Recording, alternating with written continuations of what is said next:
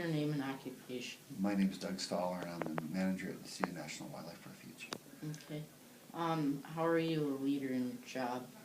Well, I'm responsible for everybody that works there and everything that goes on, so I guess that kind of makes me a leader in my job. Okay. So what do you do there? What do I do there?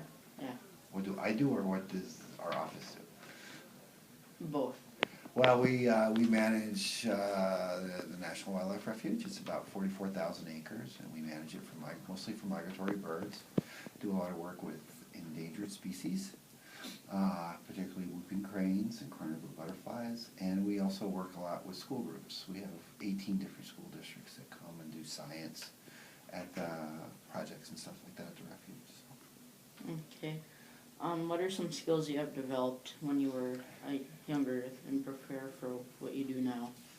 I think what skills I developed, I think what you have to be able to do is make decisions, and sometimes make the tough decisions. It's when you have to make decisions that some people may not like, and I think I've done that for a while. Yeah, so that's one thing. What are 3 important qualities that you feel that make you an effective leader? Okay, I think that qualities that make me an effective leader and make anybody an effective leader is, one is you have to have an idea, a vision of a future state that would be better than where you're at. Whether you're doing what I do, whether you're a coach of a basketball team, you're owner of a business, I can get you more wins, I can make you more money. And then you have to be able to articulate how you're going to get to that point. You have to have a plan. Then you have to be persuasive enough to convince people, because if a leader, nobody follows a leader, he's not really a leader.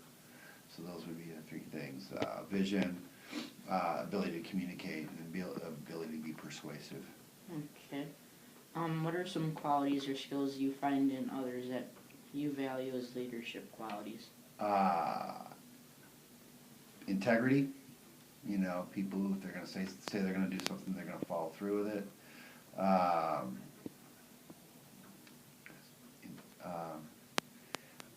Integrity. People who can work hard.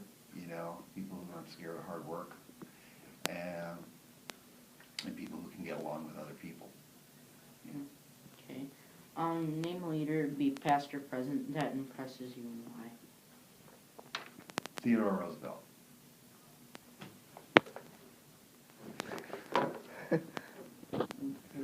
Theodore Roosevelt, because he had a vision of what he wanted to do in our country in a lot of ways, and he made it happen.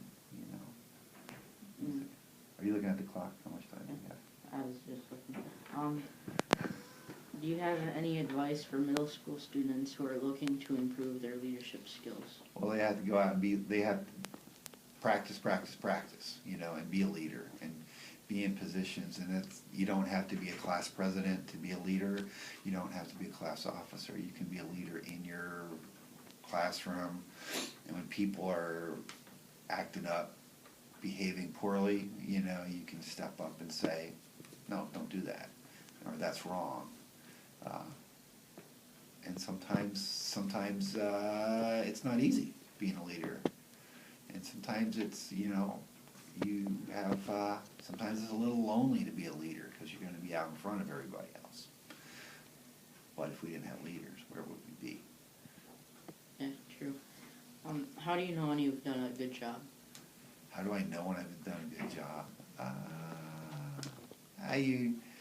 You go home after you've done a good job, and you can relax.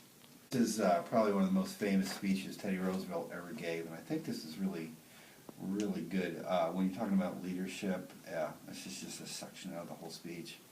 But what he wrote was, it is not the critic who counts, not the man who points out how the strong man stumbled, or where the doer of deeds could actually have done better.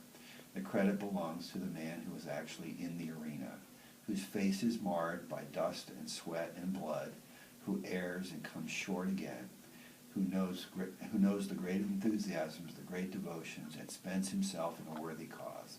who at least knows in the end the triumph of high achievement, and who at worst, if he fails, at least fails while daring greatly, so that his place shall never be with those cold and timid